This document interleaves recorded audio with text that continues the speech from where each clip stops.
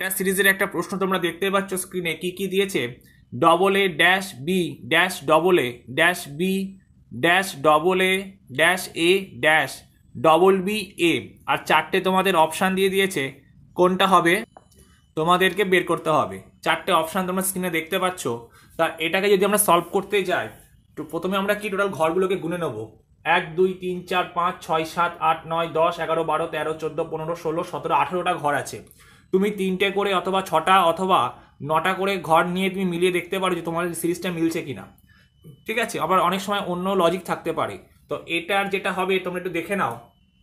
এটা আসবে হচ্ছে ডবল এ ডবল বি আবার এ, ঠিক আছে, ট্রিপল বি আবার চারটে এ ডবল বি। তাহলে উত্তর আমি কি কি পেলাম? B A double B A double B. এক্ষেত্রে তোমাদের এই প্রশ্নের সঠিক উত্তর হয়ে যাবে অপশান এ। বোঝাতে পারলাম? চলো পরবর্তী প্রশ্নটা একটু দেখে নিই আমরা। তোমরা 2 নম্বর প্রশ্ন স্ক্রিনে দেখতে পাচ্ছ কি কি দিয়েছে। 9, 17, 37, 65, 170, 197। এই সিরিজটায় বলেছে কোনটি অড। তোমাকে চারটে অপশান দিয়ে দিয়েছে। রিজনিং বা অঙ্ক করার সময় তোমাদের স্কোয়ার নাম্বার বা কিউব নাম্বার কেন মুখস্থ রাখতে বলা হয় তার একটা মানে জলজান্ত উদাহরণ হচ্ছে ঠিক এই সিরিজটা। যাদের হচ্ছে স্কোয়ার বা কিউব নাম্বার মুখস্থ আছে তারা সহজেই এটাকে ধরে ফেলতে পারবে। ঠিক আছে, তাই এটাকে সলভ করবো আমরা কি করে, চলো একটু দেখে নিই। দেখো প্রত্যেকটা নাম্বার একটু ভালো করে দেখো। 9, 16, 37। দেখো এটা এটা কি দিয়েছে? এটা দিয়েছে তোমার 4 স্কোয়ার প্লাস 1, এটা দিয়েছে 6 স্কোয়ার প্লাস 1, এটা দিয়েছে 8 স্কোয়ার প্লাস 1, এইভাবে সব গেছে। কিন্তু একমাত্র এই যে ডিজিটটা শুধু 3 স্কোয়ার করা আছে, বুঝতে পারছো? এই ডিজিটটা জাস্ট শুধু 3 স্কোয়ার করা। তাই এখানকার অড নাম্বার কোনটা? এখানকার অড নাম্বার হয়ে যাবে অপশান সি, হয়ে যাবে তোমাদের এই প্রশ্নের সঠিক উত্তর। ঠিক আছে, চলো 3 নাম্বার প্রশ্নটা একটু দেখে নিই। তোমরা স্ক্রিনে একটা সিরিজ দেখতে পাচ্ছ কি দিয়েছে। 2, 3, 4, 7, 8, 15, 16, 31, 32। তারপর দিয়েছে কোশ্চেন চিহ্ন। তোমাদের চারটে অপশান দিয়ে দিয়েছে 62, অপশান বি 63, অপশান সি হচ্ছে 64, অপশান ডি হচ্ছে 65। তা এই সিরিজটা আমরা কি করে সলভ করব চলো একটু আমরা দেখে নিই। পরীক্ষায় কিন্তু তোমাদের এরকম লেটার সিরিজ বা অ্যালফাবেট সিরিজ থেকে বা নাম্বার সিরিজ থেকে কিন্তু এই টাইপের প্রশ্নগুলো তোমাদের আসে। তাই যাদের সাম্প্রতিক এসএসসি জিডি যে এক্সামটা শুরু হতে চলেছে, তোমরা কিন্তু অবশ্যই এই missing number, letter series, alphabet সিরিজের চ্যাপ্টারগুলো কিন্তু খুব ভালো করে তোমরা একটু বাড়িতে প্র্যাকটিস করে যেও।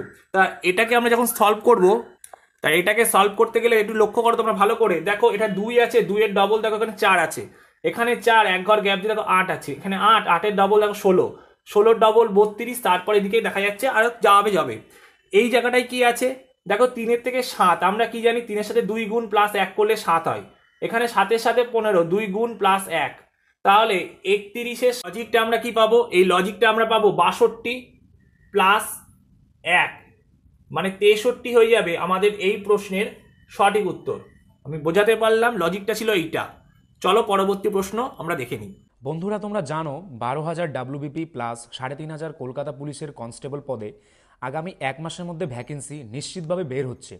এবার কিন্তু কলকাতা পুলিশের কাট অফ গিয়েছে 67। তাই তোমাদের কিন্তু এখন থেকে ভালোভাবে প্রস্তুতি নিতে হবে যদি এনিহাও তোমাদের একটি সিট চাই। অলরেডি আমাদের পুলিশের 3টি ব্যাচে ক্লাস চলছে, এটি 4th ব্যাচ। তাই যদি প্রস্তুতি নিয়ে এইবারই পাশ করতে চাও অবশ্যই কিন্তু এই নাম্বারে একবার হোয়াটসঅ্যাপ করে নাও। ওয়ান টাইম পেমেন্ট, যতদিন না চাকরি পাচ্ছ ক্লাস করতে পারবে। অধ্যায়ভিত্তিক সমস্ত সাবজেক্ট, একই সঙ্গে প্রিলি ও মেন পরীক্ষার প্রস্তুতি দেওয়া হবে। Live class, recorded class plus PDF, শেষ মুহূর্তে সাজেশন, প্র্যাকটিস সেট সমস্ত কিছুই পাবে এখানে। আমাদের কিন্তু কলকাতা পুলিশের পরীক্ষায় 90% কমনের প্রমাণ রয়েছে। 5ই জুন তারিখে টেলিগ্রামে প্রমাণ দেওয়া হয়েছে সেই ভিডিওতে। এই ব্যাচেই প্রথম 100 জন তোমরা 30% ডিসকাউন্ট পাবে, মানে প্রথম যে 100 জন ভর্তি হবে তাদের 30% ডিসকাউন্ট দেওয়া হবে। পাস করতে হলে তাড়াতাড়ি হোয়াটসঅ্যাপ করো। তাছাড়া আমাদের এসএসসি জিডি, ওয়েস্ট বেঙ্গল পুলিশের এসআই, ফুড এসআই, আরপিএফ সমস্ত পরীক্ষার কোর্স রয়েছে। সুতরাং পাস করতে হলে তাড়াতাড়ি এই নাম্বারে একবার হোয়াটসঅ্যাপ করো। পরবর্তী প্রশ্নটা দিয়েছে একটা বড় নাম্বার শ্রেণী দিয়ে দিয়েছে। এই সংখ্যা শ্রেণীর বাম দিক থেকে 13তম বর্ণের বাম দিকের অষ্টম মানে বর্ণ বা হচ্ছে সংখ্যা এখানে কোনটি তোমাকে বের করতে দিয়েছে। তোমাকে 4টে অপশান দিয়েছে। এটা সেই অর্ডার র্যাঙ্কিং চ্যাপ্টারের ঠিক প্রশ্ন। এই টাইপের প্রশ্নগুলো কিন্তু তোমাদের পরীক্ষায় আসতে পারে। এইভাবে ডিটেলসে যদি তোমরা ক্লাস করতে চাও তাহলে আমাদের পেড ব্যাচে অলরেডি ক্লাস শুরু হয়ে গেছে। আপকামিং ডাব্লিউবি কনস্টেবলের যে বিজ্ঞপ্তি বেরোচ্ছে বা কলকাতা পুলিশের যে ভ্যাকেন্সি আসতে চলেছে, বা তোমরা সাম্প্রতিক জানতে পেরেছো যে রাজ্য পুলিশের সাব ইন্সপেক্টরের নতুন বিজ্ঞপ্তি কিন্তু খুব শীঘ্রই আসতে চলেছে, সেই ব্যাচের ক্লাস কিন্তু শুরু হয়ে গেছে। তোমরা চাইলেই ভর্তি হতে পারো। যদি তোমরা ভর্তি হতে চাও আমাদের স্ক্রিনে যে নাম্বারটা শো করছে তোমরা একবার হোয়াটসঅ্যাপ বা ফোন করে নিও। চলো এই প্রশ্নটা তোমরা সলভ করো, তারপর আমি তোমাদেরকে এটা দেখিয়ে দিচ্ছি। তাই এটা আমার বাঁ হাত হলে বাঁ দিক থেকে এইভাবে যাবে, বাঁ দিক থেকে 13তম বর্ণ কাউন্ট করলে আসবে হচ্ছে তোমার 6, এর অষ্টম বর্ণ বাঁ দিকে। আবার এই সংখ্যাটার বাম দিকে অষ্টম বর্ণ কোনটা আসছে? 1 2 3 4 5 6 7 8, অষ্টম বর্ণ কিন্তু তোমার আবার সেই 6ই আসছে, তাহলে অপশান 4 হয়ে যাবে এই প্রশ্নের তোমাদের সঠিক উত্তর। চলো 5 নাম্বার প্রশ্নটা দেখে নিই।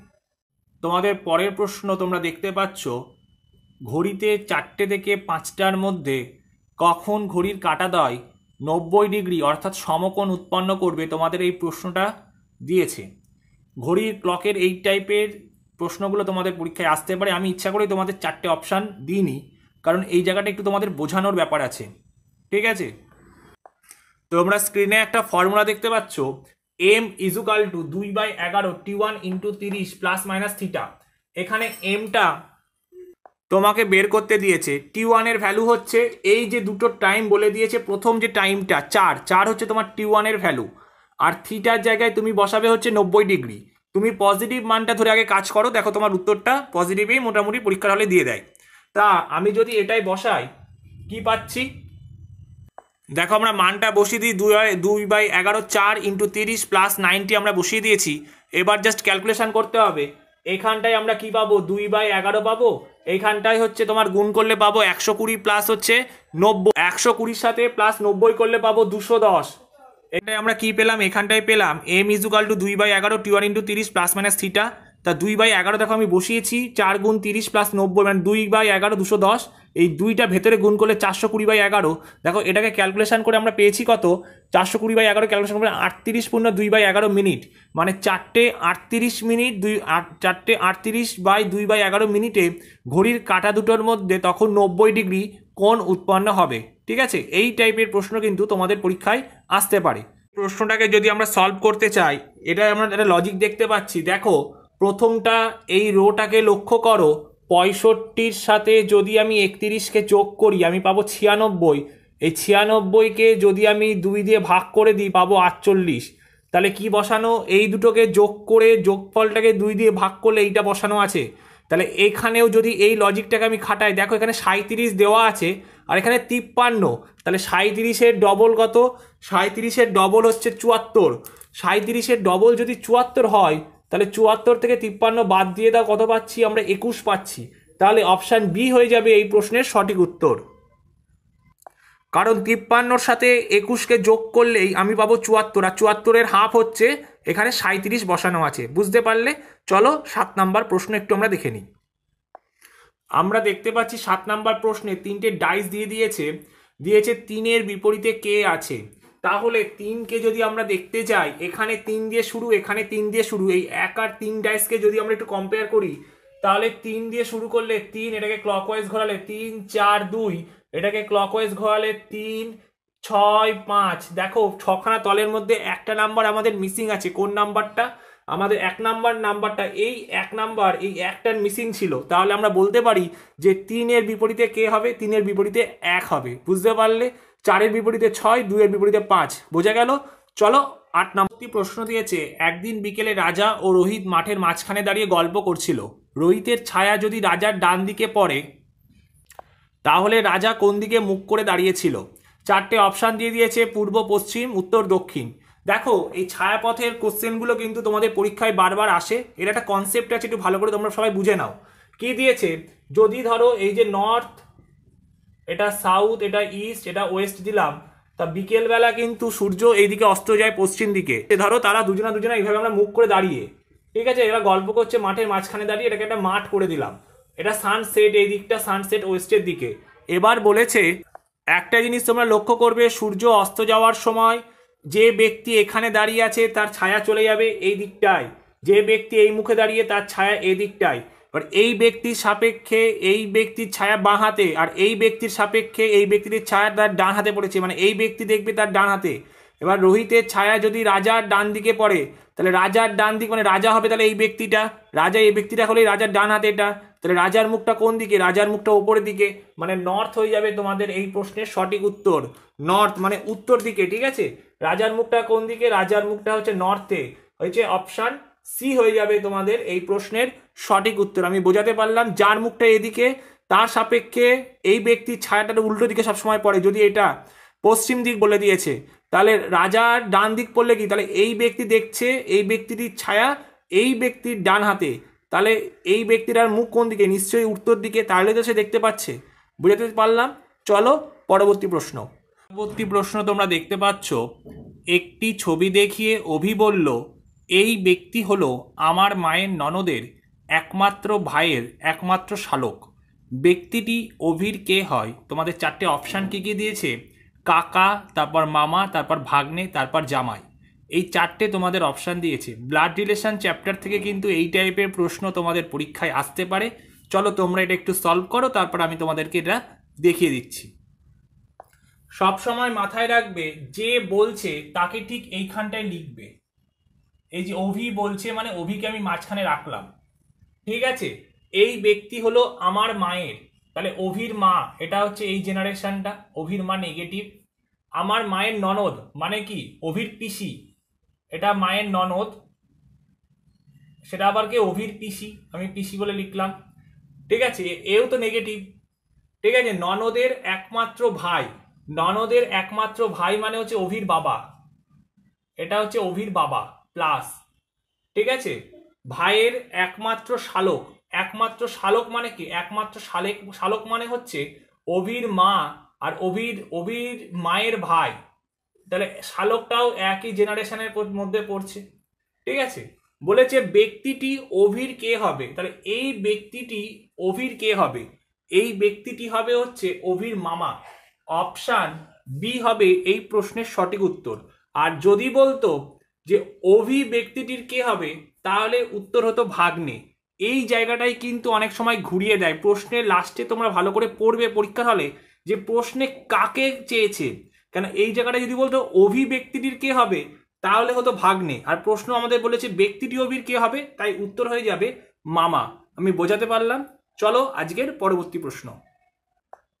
আজকে 10 নম্বর অর্থাৎ শেষ প্রশ্ন তোমরা দেখতে পাচ্ছ, কোন সাংকেতিক ভাষায় rose is equal to 1815195, mouse is equal to 1315211195, তাহলে বলেছে যে ব্যাটসম্যান ইজুকাল টু কি হবে? আমি চারটে অপশান তোমাদের ইচ্ছে করে দিইনি, তোমরা এটাকে সলভ করো, সঠিক উত্তরটা স্ক্রিনে কমেন্ট সেকশনে জানাও, তারপর আমি তোমাদের এটা সলভ করিয়ে দিচ্ছি।